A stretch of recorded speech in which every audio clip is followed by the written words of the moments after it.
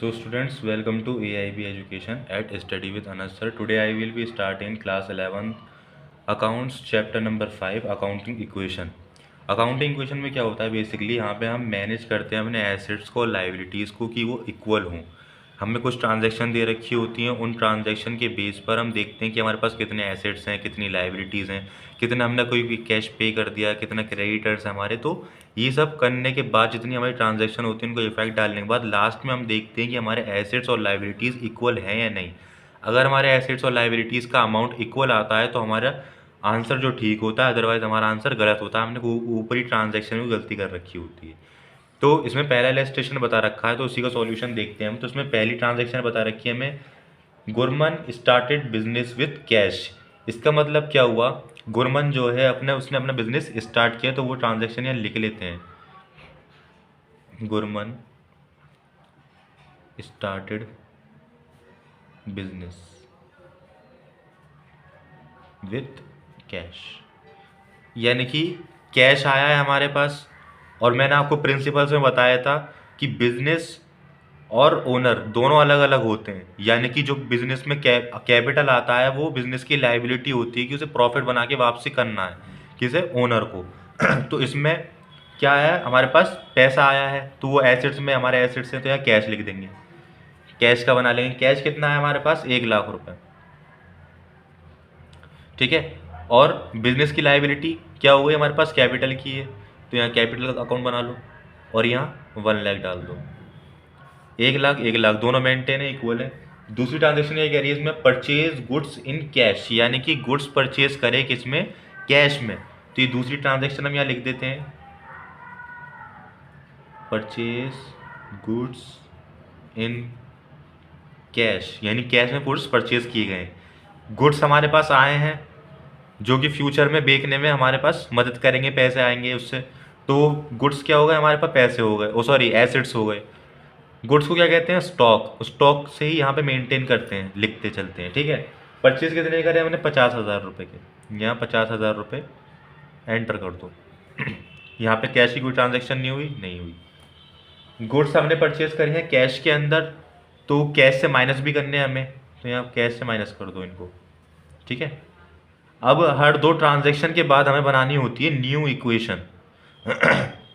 यानी कि हर दो ट्रांजेक्शन के बाद हमें चेक करना होता है कि हमारी सब चीज़ मेंटेन चल रही है नहीं। तो यहाँ एक लाइन ड्रॉ कर लो, एक horizontal.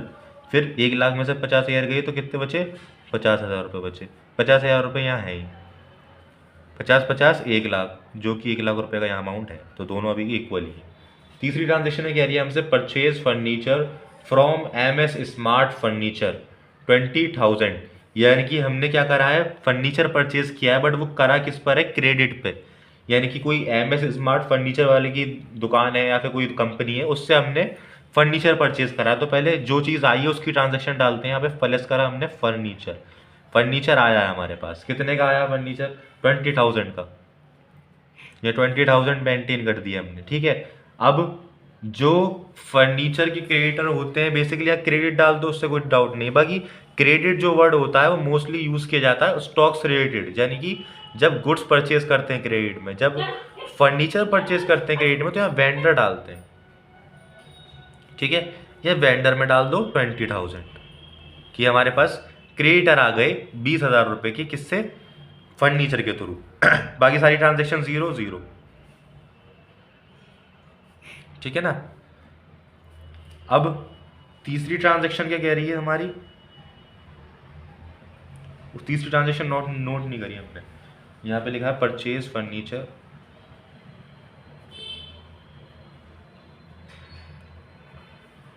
From MS smart, from vendor डालो, ठीक है, उधार पे करे हमने परचेज। चौथी transaction, sold goods costing for 35,000 against cash, यानी कि गुड्स जो हमने परचेज करे थे, अब उनको क्या करने का काम हो रहा है, उनको सोल्ड करने का काम हो रहा है, यानी बेचे जा रहे हैं वो। तो यहाँ लिख देते हैं पहले हम, सोल्ड गुड्स किसमें, अगेंस्ट कैश।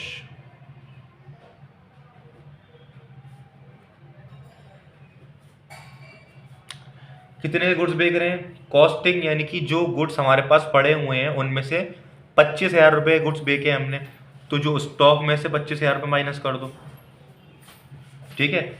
और वो बेचे कितने के? 25,000 रुपये का माल बेचा 35,000 रुपये का, ठीक है। तो 35,000 रुपये जो हमने माल बेचा है वो कहाँ पर आएंगे? 35,000 रुपये आए हमारे पास कैश में, तो यहाँ 35,000 लिख दो कि 35,000 रुपये कैश में आ गए। अब 35 में से जब 25 माइनस करेंगे तो कितने बचेंगे? 10,000 रुपये। 10,000 रुपये प्रॉफिट हुआ है, वो कैपिटल को दे दो, ठीक है। यहाँ बनाओ न्यू इक्वेशन, 2 ट्रांजेक्शन हो चुकी हैं हमारी। अब हम चेक करेंगे कि सब चीज़ मैच चल रही नहीं चल रही। 50,000 रुपये में 35,000 रुपये प्लस करो, कितने हो गए? तो फिर 35,000 रुपये मतलब कैश में आने के बाद, 25,000 के कटने के बाद और 10,000 का प्रॉफिट कैपिटल भी जाने के बाद जब हमने न्यू इक्वेशन तैयार करी तो 50 35 प्लस 85, 50 में से 25 माइनस करे 25, 20 ऐसे आ गए। यहाँ पे 1 लाख रुपये में 10,000 प्लस करे 1,10,000 और 20,000 के पास हमारे वेंडर थे। इन सभी को हम प्लस करेंगे तो 1,30,000 यहाँ बैठ रहा है, 1,30,000 ही यहाँ बैठ रहा है। तो वो कैसे? 85 90 20, 1,30,000 रुपये यहाँ, 1,30,000 रुपये यहाँ, इसका मतलब हम इक्वली चल रहे हैं। 5वीं ट्रांजेक्शन ये कह रही है हमसे MS smart furniture was paid in cash, यानी कि MS स्मार्ट मतलब वेंडर पेड इन कैश, जो उनसे उधारी पे सामान लिया था अब हम उनके पैसे दे रहे हैं, किस में? कैश में। कैश कितना दे रहे हैं हम उनको? मतलब कितने का हमने परचेज करा था? 20,000 रुपये का। यहाँ से 20,000 रुपये लेस करो कैश में से, कैश जा रहा है 20,000 रुपये का, और यहाँ से वेंडर भी हमारे ख़त्म हो रहे हैं 20,000 रुपये के। अब क्या होगी? हमारी न्यू इक्वेशन प्रीपेड होगी, क्योंकि अब इसके बाद कोई ट्रांजेक्शन है नहीं, लास्ट वाली थी। न्यू इक्वेशन प्रीपेड होगी। 85 में से 20 गए, 80 70 65,000 रुपये बचे यहाँ, 25,000 रुपये यहाँ आ गए, 20,000 रुपये यहाँ, 1,10,000, और ये अमाउंट तो हमारा ज़ीरो ही हो गया, ठीक है। अब इसको ज़रा सम करो, 65 70 90 1,10,000, 1,10,000 और 1,10,000 का अमाउंट यही है। तो हमारे क्या हुए? हमारे एसेट्स, हमारी लायबिलिटीज़ इक्वल है, ठीक है, हैज़ बी इक्वल। हमारा आंसर करेक्ट है वाला।